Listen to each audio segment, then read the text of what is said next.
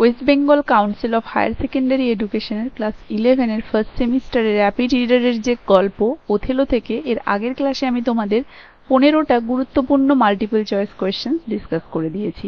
এই ক্লাসে আমি আরো গুরুত্বপূর্ণ 15টা মাল্টিপল চয়েস কোয়েশ্চেন ডিসকাস করে দেব। আশা করি আজকের এই ক্লাসটা তোমাদের সবার জন্যই খুব গুরুত্বপূর্ণ হবে, তাই কেউ মিস করবে না। তো দেখো, who is in love with Desdemona at the beginning? শুরুতে ডেসডিমোনাকে কে ভালোবাসতো? Casio, ইয়াগো, Rodrigo, Lodovico. যদিও এই জিনিসটা বিস্তারিতভাবে তোমাদের এখানের গল্পে দেওয়া নেই, কিন্তু মূল নাটকে এটা ছিল। এখানে অপশন দেখো, এগুলোর মধ্যে ওথেলো নেই, so option C will be the right answer. Roderigo, শুরুতে রড্রিগো ডেসডিমোনাকে ভালোবাসতো। Who wounds Cassio in the street fight? রাস্তার ওই যুদ্ধে ক্যাসিওকে কে আঘাত এনেছিল? আমরা এখানে যুদ্ধটা সম্পর্কে দেখেছিলাম, কিন্তু কে আঘাত এনেছিল এমন ডিটেলসে বিস্তারিতভাবে আমাদের গল্পে দেওয়া নেই। যদিও দেওয়া নেই, তবুও জেনে রাখাটা গুরুত্বপূর্ণ। Iago, Roderigo, Othello, Montano. Roderigo, option B will be the right answer. কিন্তু ইয়াগো পরে সেটাকে শেষ করেছিল, কারণ ইয়াগো তো ভালো শাস্তি চেয়েছিল, তাই সেই জিনিসটা করেছিল। So option B will be the right answer.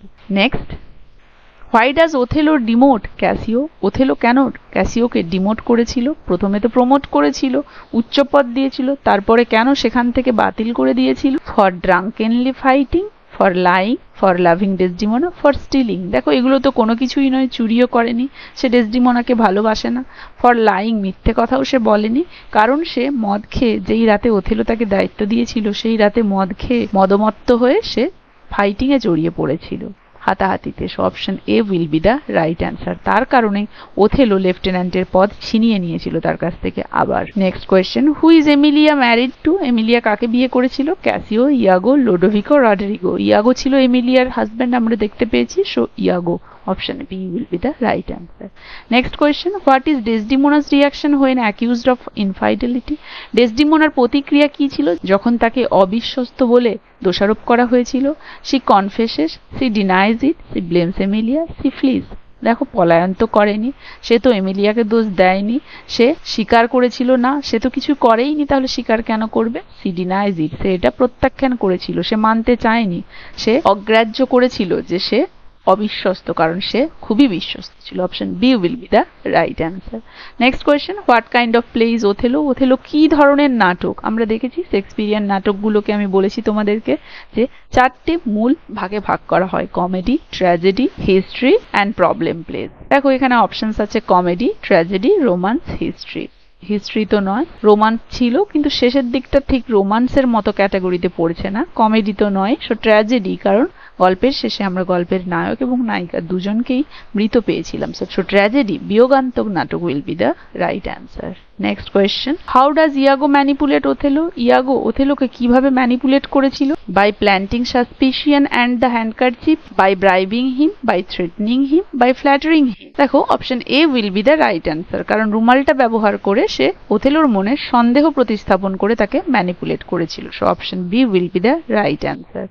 Next, what theme is central to Othello? ওথেলোর থিম কি ছিল? Wealth, jealousy, power, adventure. Jealousy, ঈর্ষা। Option B will be the right answer. Next question, what does Othello call himself before dies?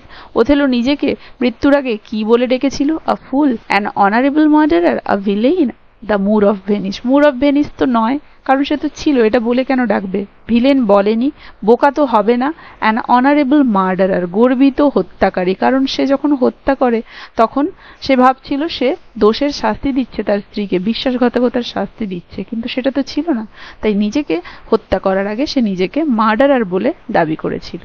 Next, what is Iago's opinion of women? মহিলাদের সম্পর্কে ইয়াগোর মতামত কি ছিল? Respectful, idealistic, misogynistic and cynical, romantic. দেখো, respectful মানে সম্মানজনক, আইডিয়ালিস্টিক মানে আদর্শবাদী, মিসোগিনিস্টিক মানে হচ্ছে নারী বিদ্বেষী, অ্যান্ড সিনিক্যাল মানে নিষ্ঠুর, আর রোমান্টিক নাকি রোমান্টিক মনোভাবাপন্ন ছিল। Option C will be the right answer, misogynistic and cynical.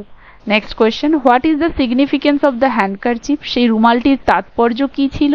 Symbol of love and fidelity, family heirloom, magical powers, military decoration.